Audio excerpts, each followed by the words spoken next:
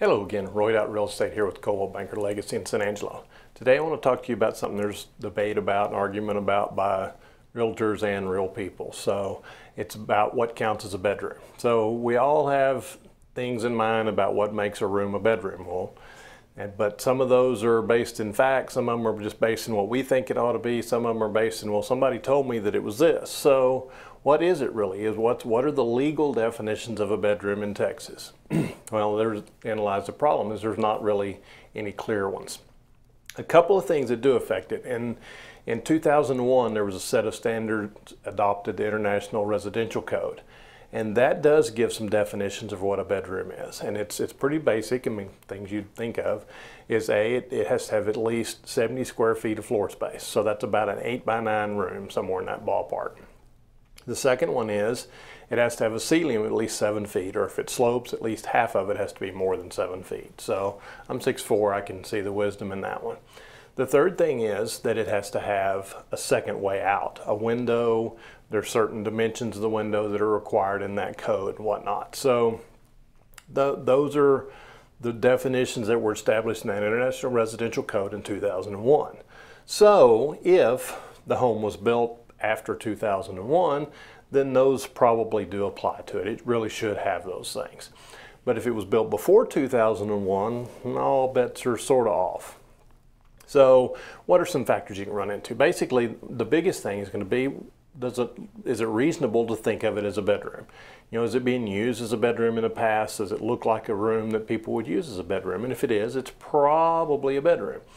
But if someone's looking for a reason for a lawsuit, well, then, you know, not having some of those items could give them a little bit more grounds for a lawsuit. The problem with lawsuits is anyone can file a lawsuit against anyone for any reason or no reason.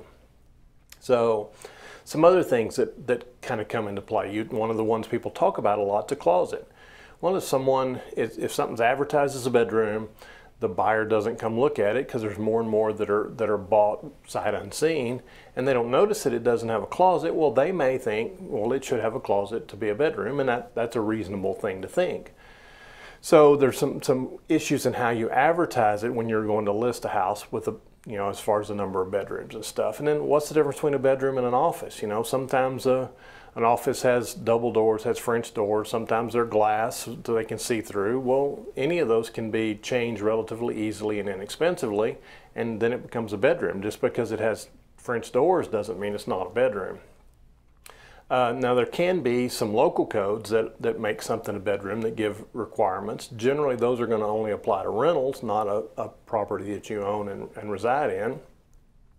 And there are also FHA and VA can come into play on this. And this is one you can see periodically, that if it doesn't meet some of those requirements, particularly the second means of egress, a window or a second door or something like that you can get out, then those can be flagged by FHA and VA.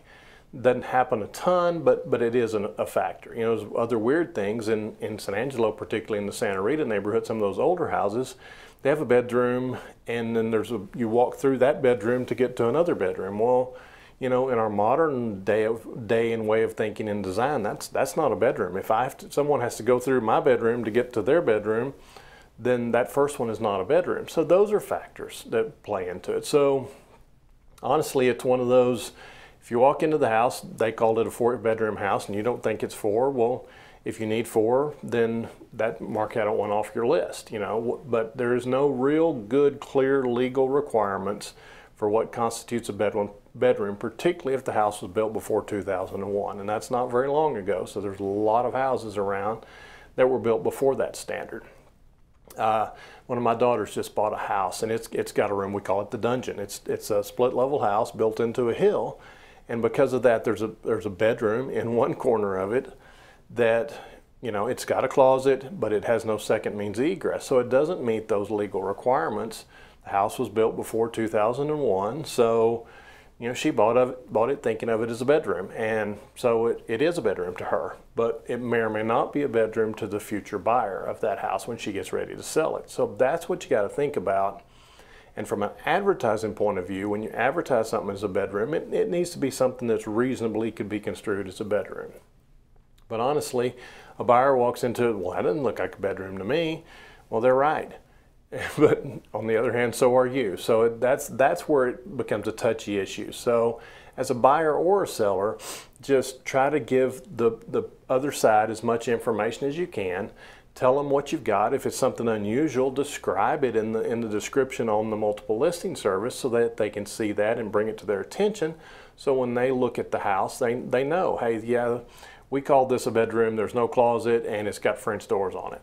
Okay, well, it could certainly be a bedroom if you wanted it to be, but it's not it doesn't fit all of what we think of when we think of a bedroom. So it's kind of funny that there aren't any clearer answers, but just think of the millions of possibilities there are for houses. And so, in the modifications and the age, I mean, there's houses just in San Angelo that are over 100 years old.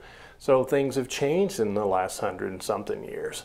So you got to think about all that through it. So basically, if it looks like a bedroom to you and you're buying the house, then it's a bedroom. Who cares what anybody else thinks other than FHA or VA if they're financing it? That could be an issue.